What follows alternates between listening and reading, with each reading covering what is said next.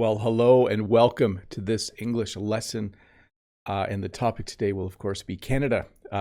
Today is July 1st. It is the first day of July, and that is a holiday here in Canada because it is Canada Day. It's the day we celebrate the beginning of our country. Way back in time, a bunch of people decided that Canada should be a country, and July 1st is the day where we celebrate that. So it's a really nice day. It's a holiday. People don't need to go to work today, and I thought it would be a fun day to do a lesson about Canada, my country. So I know I do lessons that are very important for you. I usually choose topics carefully. Today is more of a fun lesson. It's a lesson that I decided to do because I think you'll enjoy it. I think you'll enjoy learning a little bit about my country. I think you'll enjoy learning a few English words and phrases that you can use to talk about your country as well. So once again, welcome to this English lesson about the country of Canada. Canada Day. So I talked a little bit about Canada Day in my introduction, but Canada Day is July 1st. Today, if you are watching this lesson on July 1st, it is Canada Day. It's a holiday. That means that we do not need to go to work. No matter what your job is, you usually get Canada Day off, and it's a nice day to have off. And we celebrate in a variety of ways. Sometimes people will go to an outdoor concert, and at the end, there will be fireworks. Sometimes people go to the downtown area of their city or to the largest park in their city, and then that evening, there will be fireworks. We're still trying to figure out if there are fireworks and where we can go if we decide to go out tonight. We don't always go out on Canada Day. But anyways, Canada Day, kind of the birthday of Canada. Way back in 1867, they decided to begin the formation of a country. I won't go into too many details because it actually took a few years for Canada to become an actual country. But way back in 1867, it was the beginning of what would become Canada. And we do say Happy Canada Day on Canada Day. That is the standard greeting. And the Canadian flag. So my daughter gave me her little Canadian flag. It's a little bit wrinkly. I think we should take better care of our flags. But today you will obviously see lots of little Canadian flags out there when you drive around. People will put a flag up. People will put flags on their cars. People will even paint little Canadian flags on their faces. People will wear hats. I lost my hat. People will wear hats like this today that say Canada on them. I might wear this hat if I go out later. You can see there is a Canadian flag on the side. We are simply proud of it. If you look at the Canadian flag, it has a maple leaf in the middle. The reason the Canadian flag has a maple leaf in the middle is because there are a lot of maple trees in Canada. When you watch my live lessons when I'm outside, I'm sitting under a maple tree. If I don't like that tree and I move to the other tree, it's also a maple tree. There are a lot of maple trees in Canada, so we have put the maple leaf on our flag. Our national anthem, which you will hear if you go to any sporting event or any large gathering, is called O Canada. I'm not going to sing it, but every country in the world has a national anthem, not a natural anthem, a national anthem. And our national anthem is called O Canada. And probably you will hear this most often if you go and watch a Maple Leafs game, which is a hockey team, or a Raptors game, or any kind of sporting event. They will sing the national anthem. And usually, because we play against a lot of American teams, they will play both national anthems, ours and theirs. But ours is called O Canada. O Canada. If I make this really big, O Canada, our home and native land. I don't know if you can see that there on the slide. Maple tree.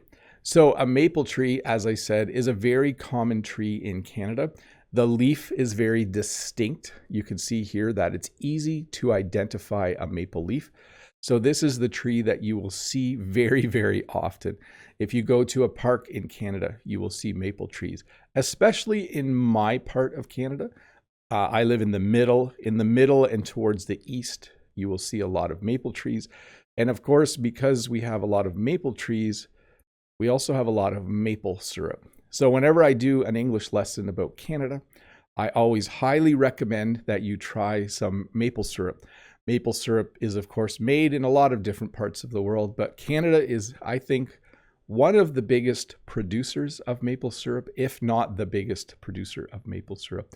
In fact, I think one of the biggest crimes in Canada ever committed is still the theft of truckloads or a truckload of maple syrup, I think. I have to check that one. Don't quote me on it. This is not a lesson filled with science and facts. It's a lesson filled with Bob's random thoughts. But maple syrup, you take the sap from the maple tree, you boil it down so the water evaporates, and eventually you have a nice brown syrup, which is very, very sweet and has a very unique taste. Maple syrup is not cheap. We actually do not buy maple syrup very often, but we do have a friend who sometimes gives us maple syrup that they've made themselves. It's delicious. If you've never had maple syrup, you should try it. And of course, Canada is known for the outdoors. Because Canada is such a large country, and because most of the people live within 100 kilometers of the US border, the border with the United States and Canada, most people live within 2 or 3 hours drive from the border. There are people that live in northern Canada, but the vast majority of our population lives in the south. And that means that the northern part of our country is very open, it's very beautiful, and not a lot of people have settled there. So Canada is known as a place to visit if you enjoy the outdoors. If you enjoy hiking and fishing and hunting and skiing, if you enjoy boating or whitewater rafting or all of those things, Canada is a very cool place to visit because we have a lot of wide open spaces. If you enjoy the outdoors, if you enjoy nature, it is a great place to visit. Our national animal, as far as I know, is the beaver. The beaver looks like this. There are beaver that live around my place. Beavers usually build dams. And the reason the beaver is important to Canada is because originally, way back in time, people came to Canada to trap beavers to use their fur to make hats and coats and other clothing items. So the beaver pelt or the fur of the beaver was very important in the beginning, the early days of this country, because it was one of our biggest exports. So the beaver is our national animal. It's pretty cute, but some people get frustrated when beavers build dams. A dam is something that blocks water from flowing. So they're cute, but sometimes they can be a little bit annoying if they live by you. We also have a restaurant called Tim Hortons. You may have seen this restaurant. You may have visited this restaurant. It's probably best described more as a cafe than a restaurant. At Tim Hortons, you can get coffee, you can get tea, you can get specialty coffees like cappuccinos and espresso. You can get donuts, you can get croissants, or what we like to call croissants. Sorry, all of the French speakers out there. Not every English-speaking person in Canada orders a croissant when they go to Tim Hortons. They usually order a croissant. But it is a place where you go for a light lunch or for a cup of coffee, and it is uniquely Canadian. Although there are some Tim Hortons in the United States, it's definitely a very much a Canadian thing when I think about Canada. And of course, hockey. This is one of our national sports. My understanding is that we have two national sports, lacrosse and hockey. Hockey, of course, is a game that is played on ice. You wear ice skates, you wear equipment, you wear hockey equipment. You have a hockey stick and you skate around on the ice and you chase a little black puck and you try to score on the net. A lot of kids in Canada play hockey growing up. Myself, I played a lot of pond hockey. That means instead of going to the arena in the winter, my brothers and sisters and I and my cousins would play on a pond. The pond would freeze and we would play hockey on the pond. It was a lot of fun. But hockey is definitely, we almost would say, a national pastime. It's something that a lot of kids have played. If they haven't played hockey, most Canadian kids have at least skated a little bit and learned how to skate a little bit. Mounties. So our national police force, we have local police and we have city police and we have provincial police. But our national police force is called the Royal Canadian Mounted Police, but we just call them the Mounties. They don't all wear red uniforms like this. This is more of the dress uniform or the one they wear if they go to a formal event. But the Mounties are our national police force. I guess they're similar to the FBI in the United States. They take care of crimes that occur in Canada that cross borders between provinces. So definitely the Mounties are a symbol of Canada. You will often see a Mountie in a show or on TV. Every once in a while, the Mounties will be there. Sometimes they actually do ride horses, and you can go and watch the Mounties. They do a show for people. That's a lot of fun. We're known a little bit for polar bears. We have all kinds of bears in Canada, but the polar bear may be one of the more popular. We're not the only country, of course, that can claim this, but polar bears live far up north where it's cold year round, and they are very, very dangerous, and I would be extremely scared if I saw a polar bear. And we definitely have winter. So it doesn't matter where you live in Canada. 99% of this country has snow in the winter. Remember, this isn't a science lesson. If you live in Vancouver, British Columbia, or if you live in the southwest of the province of British Columbia on the far west coast, it's very mild there in the winter. But most of the rest of the country will have some kind of winter, sometimes quite cold, sometimes fairly moderate. But where I live, we see snow every year. There's always snow in the winter, sometimes a lot, sometimes just a little. But we are definitely known for our winter. So I don't know if you recognize this. This is Canada Dry. I'm not even sure this has anything to do with Canada, but we definitely drink Canada Dry in Canada. And I think people around the world drink Canada Dry. It is ginger ale. So it's a pop or soda that's made with some ginger in it. It says 100% natural flavor, so it must have some ginger in it. We have ginger ale in our cupboard. It's quite common for people to drink ginger ale as one of their choices. I like it. It has a really refreshing taste. I don't drink a lot of pop, but when I drink pop, I drink Canada Dry ginger ale. If you walked into a store and said, "Where's the Canada Dry?" they would know what you're talking about. They would say, "Oh, it's in aisle 7 with the Coke and the Pepsi and all the other things." Poutine. So what is poutine? Poutine was invented, I think, in the province of Quebec, and it is made up of French fries with cheese, actually cheese curds, like very fresh cheese, and gravy or poutine gravy. It's not particularly healthy, but it's very, very yummy. So I do like poutine. What happens is the French fries are hot. They put the cheese curds on top and they start to melt a bit. And then they pour the gravy on, which is very hot, and it melts the cheese a little bit more. So it's kind of like this fun, gooey, salty, tasty, delicious thing to eat. I wouldn't recommend eating poutine every day. I think if you ate poutine every day, you would start to put on weight. But poutine is certainly something Canada is kind of known for. If you come here and you go to a restaurant, you should have poutine at least once to see what it's like. Celebrities. So Canada is known for exporting a lot of celebrities. There are a lot of people that you either hear on the radio or that you know as a singer, songwriter, or as an actor or actress who might be from Canada. People like Ryan Reynolds, people like Justin Bieber, Drake, Celine Dion, Shania Twain, if you like country music. William Shatner from the old Star Trek is actually Canadian as well. There's a fairly long list of Canadians who have, because of their talents, their ability to sing well or make people laugh, have made it really big in the United States. In English, when you say someone's made it big, it means they've become famous and they've made a lot of money. Jim Carrey is another one.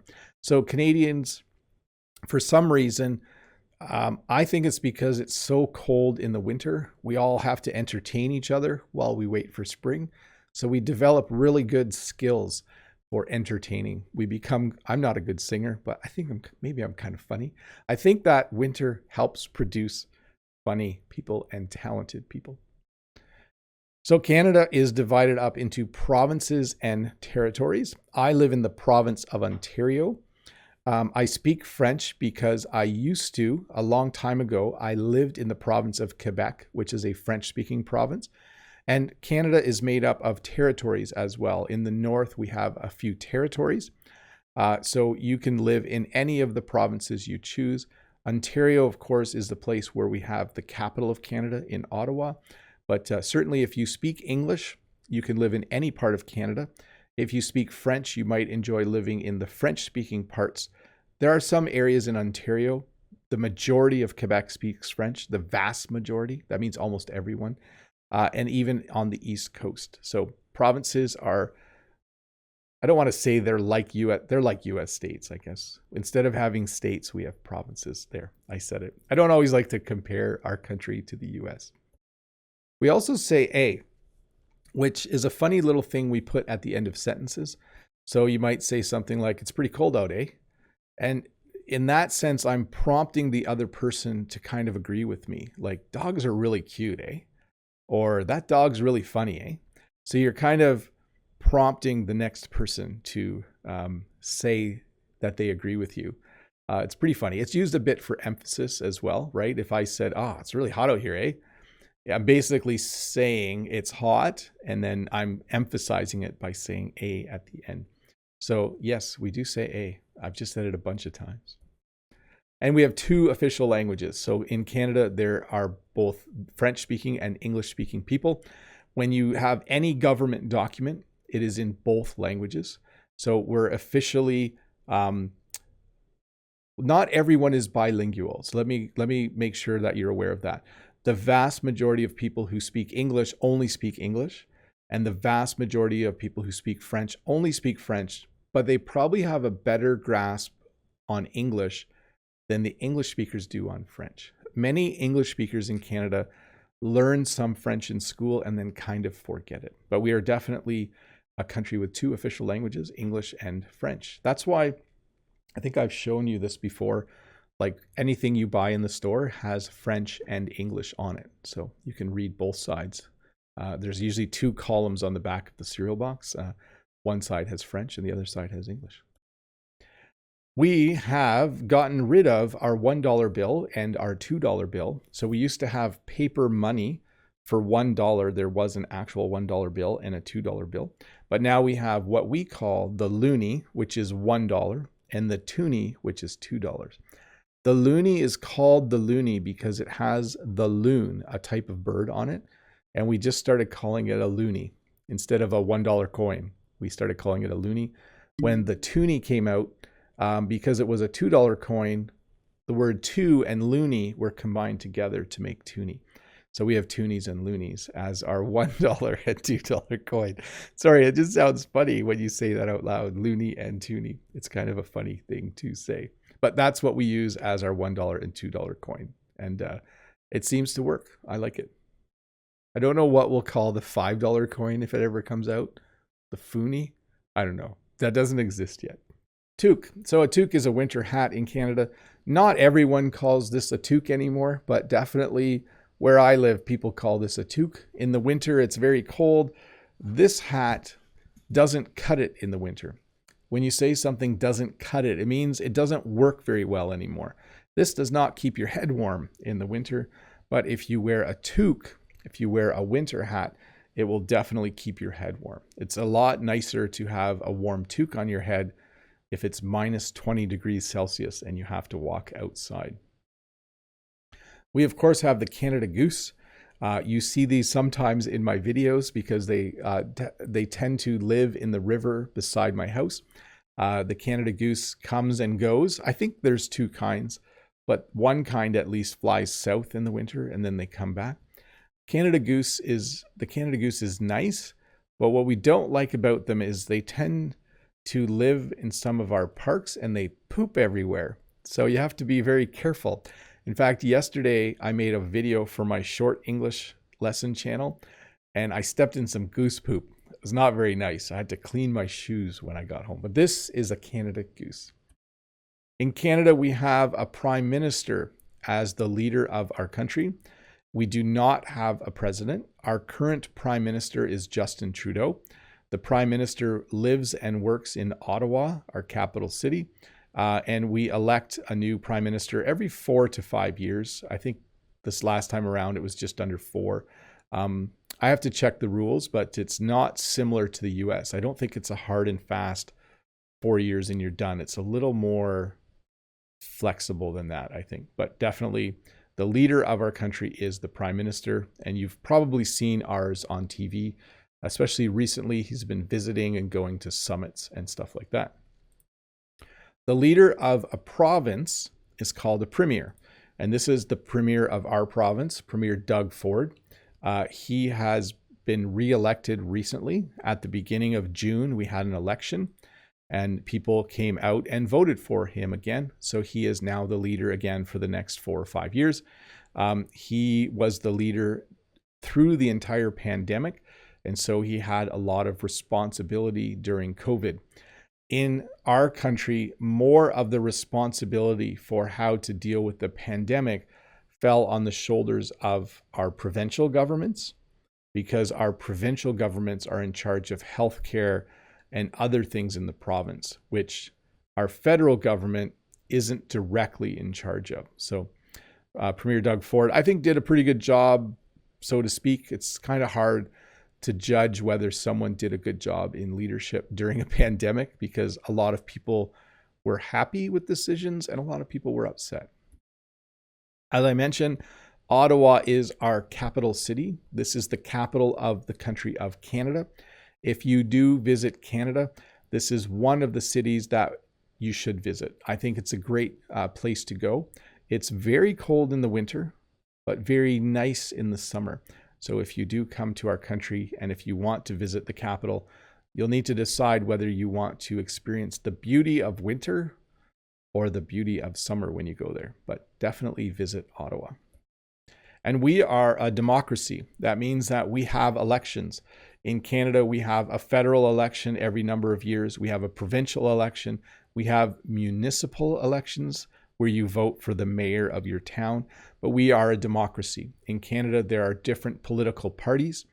As an election approaches, those political parties try to convince you to vote for them.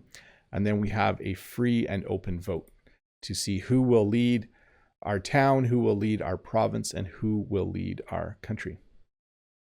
The population of Canada, since the last time I did a lesson on Canada, has gone up. I think it was 37.5 million. Now it's 38 million. And please remember what I said before.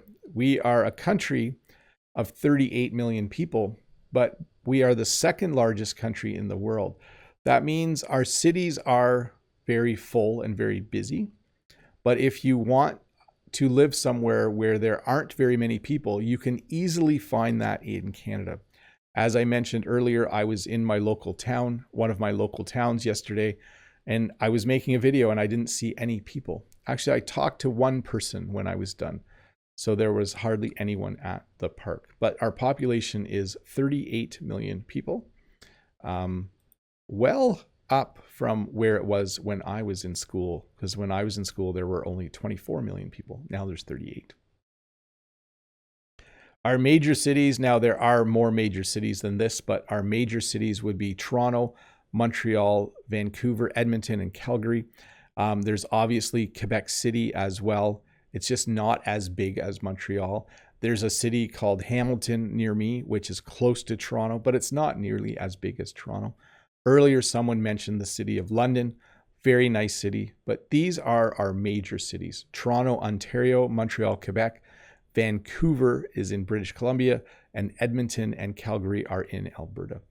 Winnipeg's pretty big too, but those 5 would be our major Canadian cities.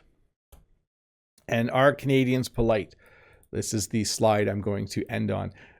This is kind of a joke, right? Canadian vandalism. So someone spray painted on the sidewalk, but the message that they put on the sidewalk is actually a nice message. It's like, have a nice day. Are Canadians polite? I don't think we're any more polite than most people in the world. I think in general, Canadians are kind, but I don't know if we're more kind. We might just be very open to people visiting us. I think Canadians generally don't mind sitting around and chatting, having a cup of coffee, a cup of tea, or even sitting around a campfire and having a beer or something like that. I think that because there is a lot of room in Canada and a lot of beautiful outdoor spaces, and just a lot of nice places to calmly be, maybe that makes us seem more polite. But I would just say we try our best to be polite.